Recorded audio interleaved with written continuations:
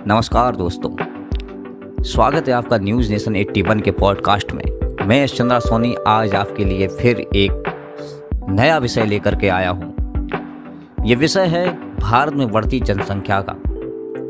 दिन प्रतिदिन जनसंख्या तो भारत में बढ़ रही है, पर जैसे जैसे जनसंख्या बढ़ रही है वैसे वैसे लोगों की दिलों की दूरियां भी बढ़ती जा रही हैं। इसका एक सबसे बड़ा कारण है जनसंख्या का बढ़ना। चलिए खैर, ये तो एक आम बात है। सबसे बड़े देश और ये विश्व का एक मुद्दा है कि जनसंख्या को नियंत्रण कैसे किया जाए। अब देखते हैं भारत ने इसमें क्या कदम उठाए हैं और कौन कौन से कैसे कैसे निर्णय लिए हैं। चलते हैं इस विषय पर। देश में शिक्षा, स्वास्थ्य, कृषि, आवास, रोजगार पर बढ़ते दबाव को देखते हुए 2 बच्चों की नीति अनिवार्य करने की मांग तेजी से आई है। हालांकि विशेषज्ञों का कहना है कि भारत को चीन से सबक लेते हुए इस मुद्दे पर कोई निर्णय लेना चाहिए।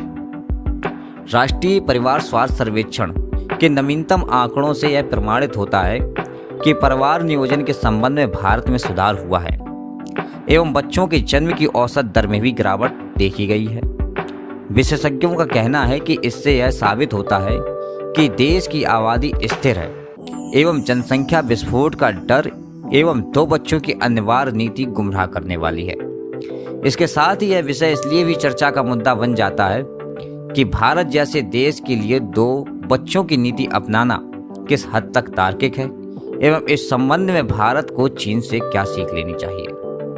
गौरतलब है कि प्रधानमंत्री नरेंद्र मोदी ने वर्ष 2019 में स्वतंत्रता दिवस पर भाषण के दौरान देश से जनसंख्या नियंत्रण हेतु अपील की थी। प्रधानमंत्री के भाषण का एक बड़ा हिस्सा पर्यावरण और व्यवहार संबंधी परिवर्तनों से भी संबंधित था। प्रधानमंत्री ने जनसंख्या नियंत्रण संबंधी प्रयासों को देशभक्ति का ही एक रूप बताया था और इसे प्राप्त करने हेतु पूरे समाज को आगे आने की बात भी कही थी। उन्होंने कहा था कि देश में जनसंख्या विस्फोट की स्थिति भविष्य की पीढ़ियों के लिए विभिन्न समस्या उत्पन्न करेगी। जो लोग छोटे परिवार की नीति का पालन करते हैं वे भी विकास में योगदान करते हैं। नीति आयोग ने बाद में इस मुद्दे पर राष्ट्रीय स्तर के परामर्श हेतु विभिन्न हितधारकों को आमंत्रित किया, किंतु आगे चलकर इसे रद्द कर दिया गया।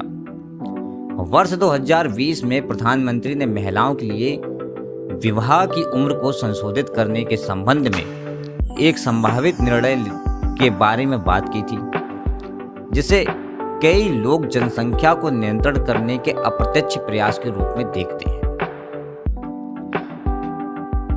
अब देश के अंदर राज्यों ने जनसंख्या को नियंत्रित करने के लिए कौन कौन से कानून लगाए हैं या क्या क्या नियम लागू किए हैं, उन पर भी गौर कर लेते हैं। असम मंत्रिमंडल द्वारा लिए गए फैसले के अनुसार वर्ष 2021 से 2 से अधिक बच्चे वाले लोगों को सरकारी नौकरी हेतु अयोग्य माने जाएंगे। यानी कि असम का ये सबसे बड़ा निर्णय है कि 2021 के बाद जिनके भी 3 बच्चे या 4 बच्चे हैं उन्हें सरकारी नौकरी के लिए अयोग्य माना जाए।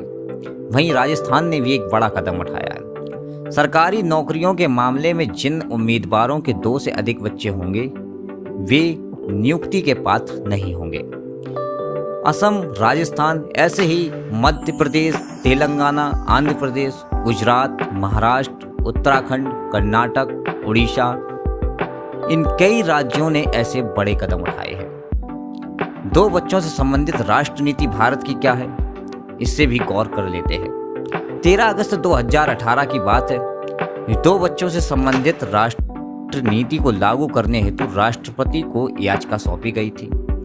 वहीं 15 अगस्त 2019 में स्वतंत्रता दिवस पर प्रधानमंत्री ने अपने संशोधन में जनसंख्या विस्फोट पर चिंता जताई थी। बात करें 10 जनवरी 2020 की, तो सर्वोच्च न्यायालय ने जनसंख्या नियंत्रण कानून वाली याचिका पर केंद्र सरकार को नोटिस जारी किया था। 18 जनवरी 2020 आरएसएस के संघ संचालक मोहन भागवत द्वारा जनसंख्या नियंत्रण का मुद्दा उठाया गया था। सर्वोच्च न्यायालय ने दायर याचिका में कहा था कि क्या भारत में सिर्फ 2 बच्चे पैदा करने वाला कानून पास हो सकता है? क्या भारत सरकार चीन की तरह वन चाइल्ड पॉलिसी लेकर आ सकती है? हालांकि इस पर सर्वोच्च न्यायालय ने कहा था कि यह संसद पर हस्तक्षेप का क्षेत्र है। 2 बच्चों की राष्ट्र नीति का एक सकारात्मक पहलू तो आपने सुन लिया, अब नकारात्मक पहलू पर भी नजर डाल लेते हैं। उसके बाद हम फिर आएंगे सकारात्मक पहलू की ओर। आर्थिक सर्वेक्षण 2018-19 के अनुसार वर्ष 2040 तक भारत में बुजुर्गों की आबादी 16% तक पहुंच जाएगी। वर्ष 2050 तक यह संख्या 33 करोड़ पार कर जाएगी और विशेषज्ञों द्वारा आशंका जताई जा रही है कि अगर 2 बच्चों की राष्ट्र नीति नहीं अपनाई गई तो यह आंकड़ों में और भी अधिक वृद्धि हो सकती है। 2 बच्चों की राष्ट्र नीति का सकारात्मक पहलू भी एक बार देख ही लेते हैं। संयुक्त राष्ट्र की रिपोर्ट के अनुसार भारत की आबादी वर्ष 2027 तक 158 करोड़ हो जाएगी, जो फिलहाल 131 करोड़ है। वहीं चीन की जनसंख्या वर्ष 2027 में 153 करोड़ हो जाएगी। इस प्रकार भारत वर्ष 2027 तक विश्व की सबसे बड़ी आबादी वाला देश बन जाएगा। गौरतलब है कि जनसंख्या बढ़ने से बेरोजगारी, गरीबी, अशिक्षा एवं निम्न स्वास्थ्य स्तर की और प्रदूषण जैसी समस्याओं में वृद्धि होती है। अब देख लेते हैं जनसंख्या से संबंधित में चीन की स्थिति क्या कहती है। वर्ष 1979 में चीन द्वारा एक बच्चे की राष्ट्र नीति को लाने का उद्देश्य हुआ आबादी पर नियंत्रण पाना था। उस वक्त चीन की जनसंख्या 97 करोड़ थी, जो वर्ष 2019 में 139 करोड़ हो गई। इस नीति से 40 करोड़ बच्चे कम पैदा हुए, लेकिन कामगार आबादी में तेजी से गिरावट हुई। इससे वहां वृद्ध जनसंख्या में तेजी से वृद्धि हुई और बुजुर्ग पीढ़ी को सहारा लेने के लिए युवा आबादी की कमी होने लगी। इसे देखते हुए चीन ने अपनी नीति को बदलते हुए वर्ष 2016 में एक बच्चे की राष्ट्र नीति को वापस ले लिया एवं 2 बच्चों की इजाजत दे दी है। अब देश में आगे क्या होगा इसके विषय पर भी चर्चा कर लेते हैं। भारत में जनसंख्या संबंधी कैसी नीति होनी चाहिए, इस पर राष्ट्रव्यापी बहस की आवश्यकता है। इसके लिए केंद्र, राज्यों और अन्य संबंधित संस्थाओं को एक साथ मिलकर किसी निष्कर्ष पर पहुंचना होगा। चीन का सबक भी यही कहता है कि भारत को ऐसा अनिवार्य कानून बनाने चाहिए जो सस्ती सुलभ शिक्षा और स्वास्थ्य सेवाओं में वृद्धि कर इस कार्य सुनिश्चित कर सके। तो आपकी राय क्या है, हमें कमेंट में जरूर बताएं।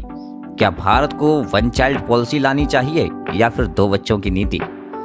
आपकी जो भी राय हो हमें कमेंट करके जरूर बताएं। मिलते हैं अगले प्रोग्राम में, तब तक के लिए अलविदा। देखते रहिए न्यूज़ नेशन 81 का पॉडकास्ट। धन्यवाद।